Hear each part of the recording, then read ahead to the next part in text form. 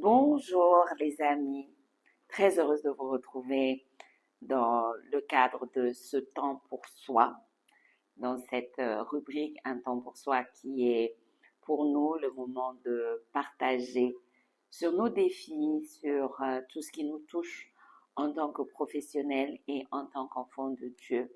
J'espère que chacun de vous démarre l'année sous de bons auspices avec joie et avec la grâce de Dieu.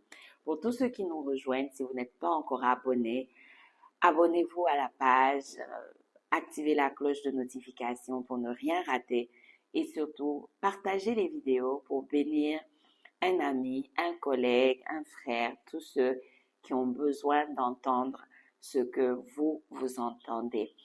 Nous sommes très heureuses de démarrer cette année avec une thématique qui nous touche tous en tant que professionnels et en tant qu'enfants de Dieu, qui est la vision. Nous démarrons une année, mais qu'est-ce qu'elle va être? Qu'est-ce que nous allons accomplir? Quelle est la vision? Pourquoi nous devons avoir une vision? De qui vient la vision? Quelle est ma responsabilité face à la vision? Ce sont les différentes questions auxquelles nous allons répondre dans le cadre de cette série sur la vision pour le professionnel chrétien.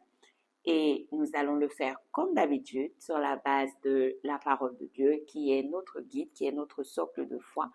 Et pour tous ceux qui nous suivent et qui ont un autre socle de foi, une autre base de croyance, nous vous invitons à vous référer à votre base de croyance pour renforcer votre foi et marcher sur les chemins que Dieu a préparés pour vous tous. Nous allons démarrer cette série avec la première question que nous nous sommes posée. Pourquoi avoir une vision? Pourquoi chercher la vision? C'est une question qu'on peut se poser et de se dire, voilà, je fonctionne depuis des années, j'ai une carrière, j'ai un travail, j'ai eu une formation, j'ai des compétences, j'agis, je vais au travail tous les matins, j'ai des objectifs, je les atteins. Et on peut se dire, mais pourquoi avoir une vision? Pourquoi chercher la vision?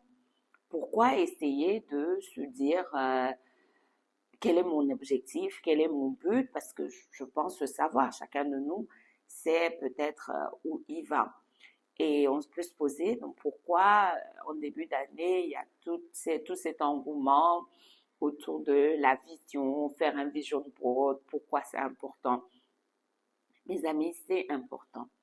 C'est important pourquoi? Parce que notre texte de base que nous allons utiliser pour cette première vidéo, qui est Philippiens 3, au verset 14, nous dit « Je cours vers le but pour remporter le prix de la vocation céleste de Dieu en Jésus-Christ. » Pourquoi chercher la vision? Parce que nous avons un but. On court vers quelque chose. On court vers un but. Un but qui est une vocation céleste.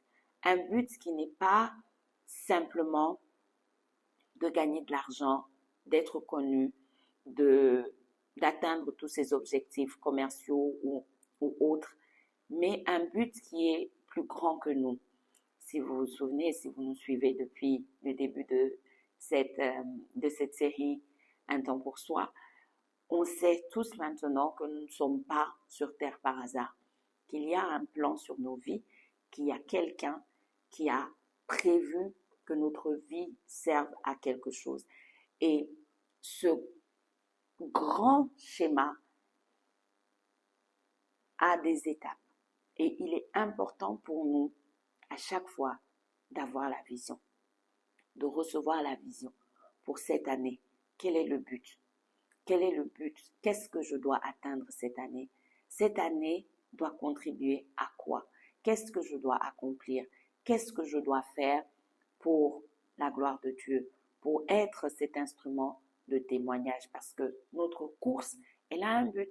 Celui qui va pour les championnats du monde d'athlétisme, quand il se met sur la ligne de départ, il sait où il va. Il y a une ligne d'arrivée. Son objectif, c'est d'arriver le premier à la ligne d'arrivée. Et pour nous, nous avons ce but, c'est celui de la vocation céleste. Donc, il y a une vocation céleste pour notre vie, il y a une vocation céleste pour notre travail, il y a une vocation céleste pour chaque chose que nous avons à accomplir.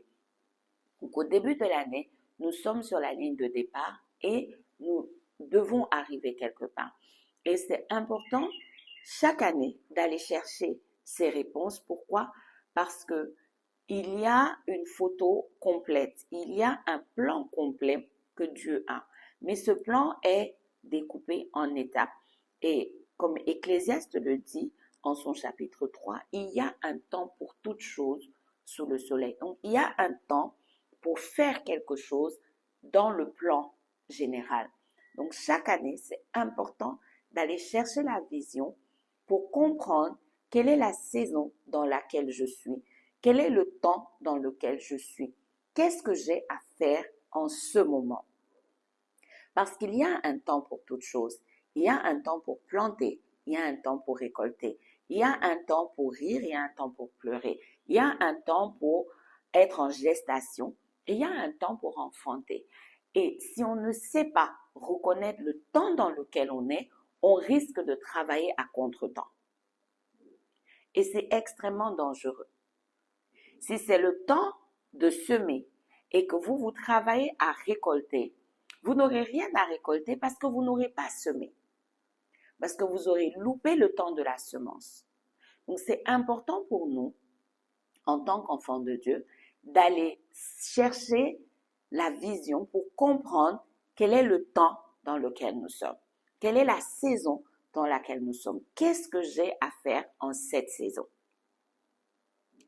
Donc, les amis, c'est vraiment important que on comprenne vraiment l'évidence ou la sensibilité de la vision. C'est crucial. Avoir une vision, c'est crucial.